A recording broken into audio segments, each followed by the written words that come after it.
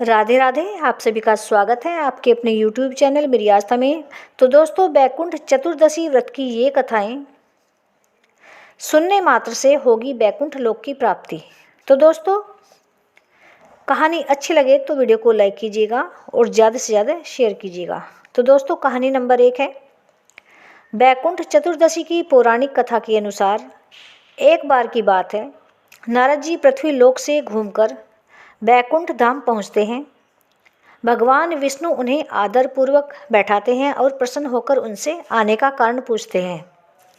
नारद जी कहते हैं कि हे प्रभु, आपने अपना नाम कृपा निधान रखा है।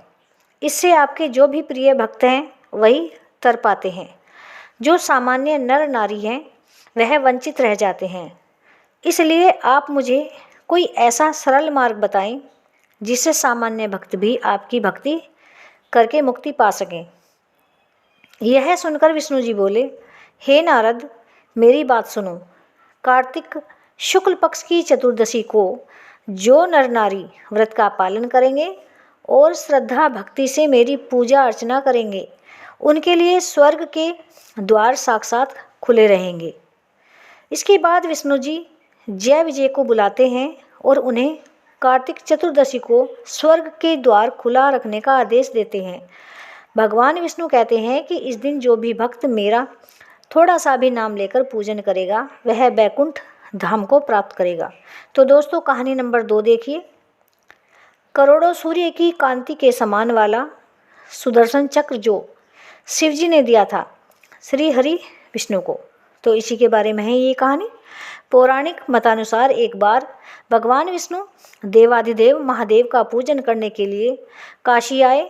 वहाँ मणिकर्णिका घाट पर स्नान करके उन्होंने 1000 स्वर्ण कमल पुष्पों से भगवान विश्वनाथ के पूजन का संकल्प किया। अभिषेक के बाद जब वे पूजन करने लगे तो शिवजी ने उनकी भक्ति की परीक्षा के उद्देश्य से एक कमल पुष्प कम कर दिया। भगवान श्री हरि को पूजन की पूर्ति के लिए 1000 कमल पुष्प चढ़ाने थे। एक पुष्प की कमी देखकर उन्होंने सोचा, मेरी आंखें भी तो कमल के समान ही है, मुझे कमल नयन और पुंडरीकाक्ष कहा जाता है। यह विचार करके भगवान विष्णु ने अपनी कमल के समान आंख चढ़ाने को प्रस्तुत हुए। विष्णु जी की इस अगाध भक्ति से प्रसन्न होकर देवाधिदेव महादेव प्रकट होकर बोले, हे विष्णु, तुम्हारे समान संसार में कोई मेरा भक्त नहीं है। आज की यह कार्तिक शुक्ल चतुर्दशी अब बैकुंठ चतुर्दशी कहलाएगी और इस दिन व्रत पूर्वक जो पहले आपका पूजन करेगा उसे बैकुंठ लोक की प्राप्ति होगी। भगवान शिव ने इसी बैकुंठ चतुर्दशी को करोड़ों सूर्य की कांति के समान वाला सुदर्शन चक्र विष्णु जी को प्रदान किया। शिव जी तथा विष्णु जी कहते हैं कि इस दिन स्वर्ग के द्वार खुले रहेंगे। मृत्यु लोक में रहने वाला कोई भी व्यक्ति इस व्रत को करता है वह अपना स्थान बैकुंठ लोक धाम में सुनिश्चित करेगा। तो दोस्तों, तीसरी कहानी। जब पापी धनेश्वर ब्राह्मण को हुई बैकुंठ धाम की प्राप्ति। धनेश्वर नामक एक ब्राह्मण था जो बहुत बुरे काम करता था। उसके ऊपर कई पाप थे। एक दिन वो गोदावरी नदी में स्नान के लिए गया। उस दिन बैकुंठ चतुर्दशी थी। कई भक्तजन उस दिन पूजा अर्चना कर गोदावरी घाट पर आए थे। उस भीड़ में धनेश्वर भी उन सभी के साथ था।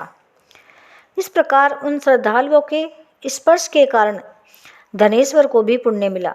जब उसकी मृत्यु हो गई तब उसे यमराज लेकर गए और नरक में भेज दिया।